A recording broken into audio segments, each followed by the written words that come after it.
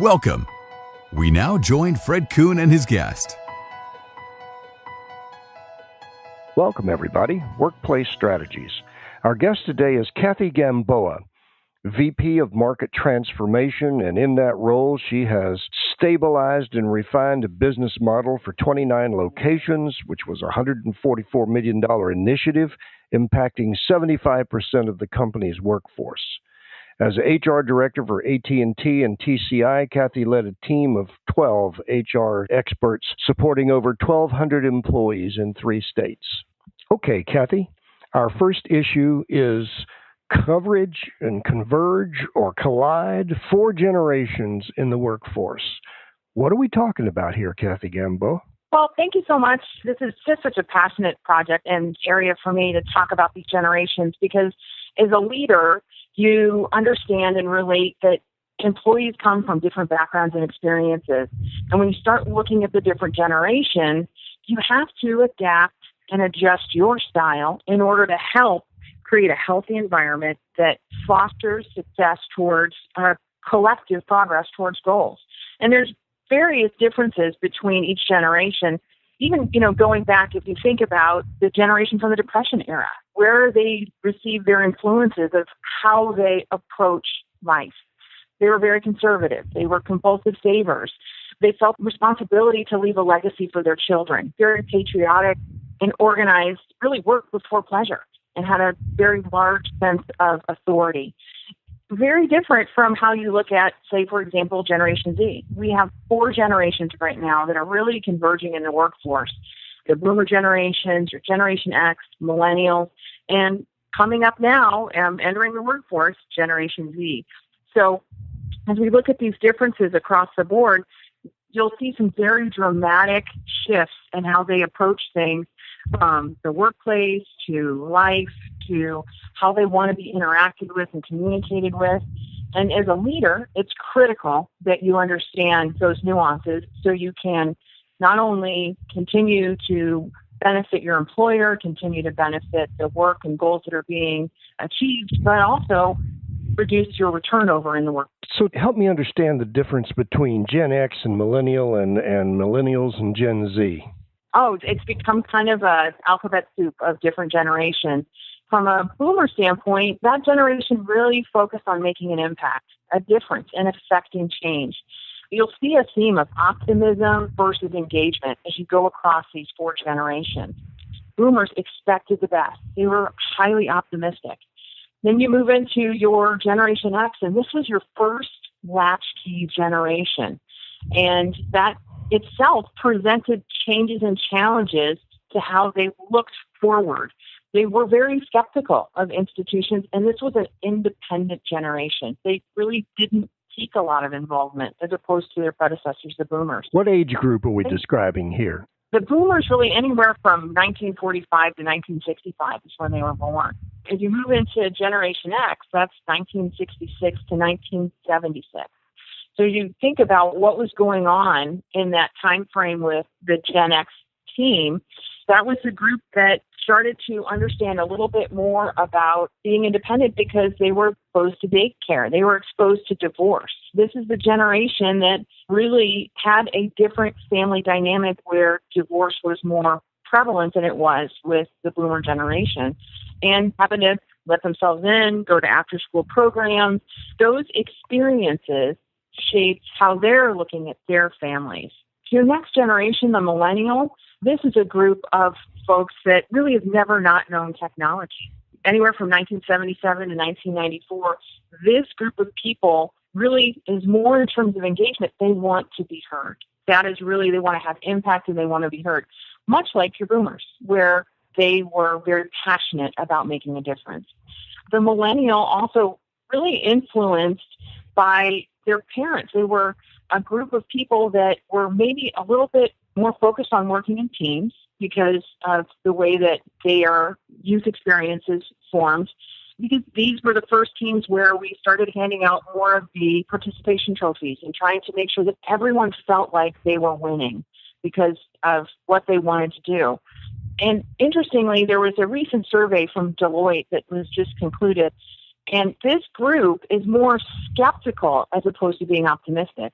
about work motivation. So looking more at your organizational focus, and actually had about a 12-point drop from year to year in terms of where they feel that their organization, their ethics and their motivations are focused, and it shouldn't be just on profit. So the millennial is a little bit pessimistic about the workplace. Then your Generation Z, which I have two of them in my household, so it's always fun to kind of navigate the challenges here with the Z generation. 1995 to 2012. So this group is really coming of age right now, coming into the workplace. And this group is survivalist. They want to get out of college in 4 years. They want to be employed. They are very anti-millennial, which is kind of interesting. They're financially cautious. They really are focused on making sure that they are prepared for retirement. They are feeling lucky if they get a job. Again, very optimistic, but still very cautious about what they were doing. And in terms of engagement, they're really influenced by brands that they're supporting and endorsing. And you'll see that with, say, for example, YouTube stars that they identify with. And if that individual supports product or if that individual supports a service, they get behind that. They're also very independent. They're super competitive. They want to win. Very different from their predecessors, the millennials, where their parents, which were Xers, are teaching them that there's a winner and there's a loser, and you can't always be a winner, so you have to know how to lose gracefully. So their engagement is driven by their competitive nature. It's definitely an evolving generation in terms of what they look for, what they value. And I think that's really the biggest thing when you look at the generational breakdown, is that these groups between the boomers, the Xers, millennials, and Z all have different values and all have different drivers that have shaped their experiences. And as an employer, you need to be really cognizant of that. One of the things you said is the Gen Zs don't get along with the millennials. How do you manage that in a company? I mean, why do we need to manage? They're employee, right?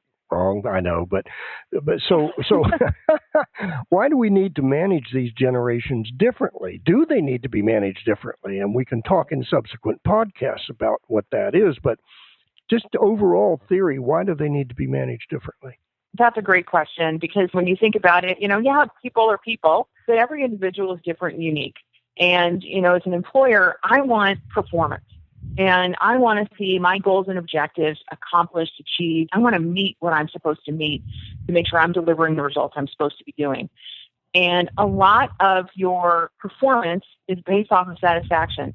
I was a faculty member in graduate school business for about 14 years. And in my strategy class, we teach a very simple principle. Healthy, happy employees equal happy customers. And that equals a healthy bottom line.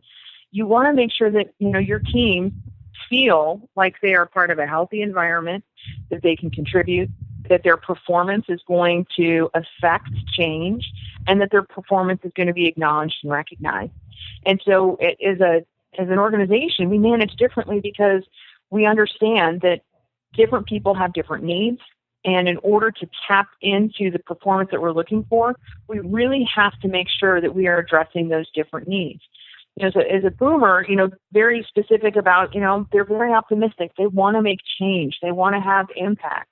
They were influenced things like the Kennedy and Martin Luther King assassination, Woodstock. And they're very optimistic about the potential, and they want to see how they fit into that. Versus your Generation Z, which, they're technology gurus on steroids. They've never known a time where technology wasn't part of their daily life. And this is a group of people that really take multitasking to the next level.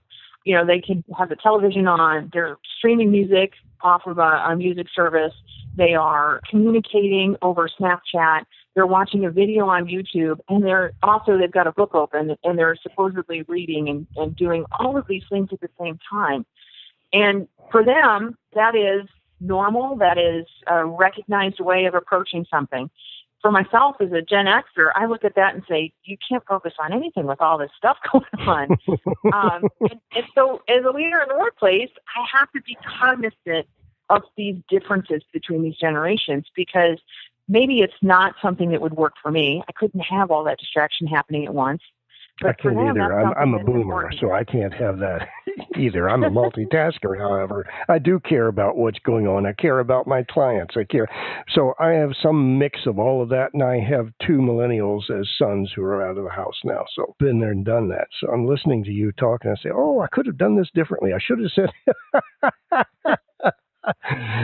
Well, I want to thank you, Kathy Gamboa, for the first of this series is Converge or Collide, 4 generations in the workforce, and discussion of the first. So thank you very much, Kathy. If you want to see Kathy's information and her expert background, go to the guest biography section of our website.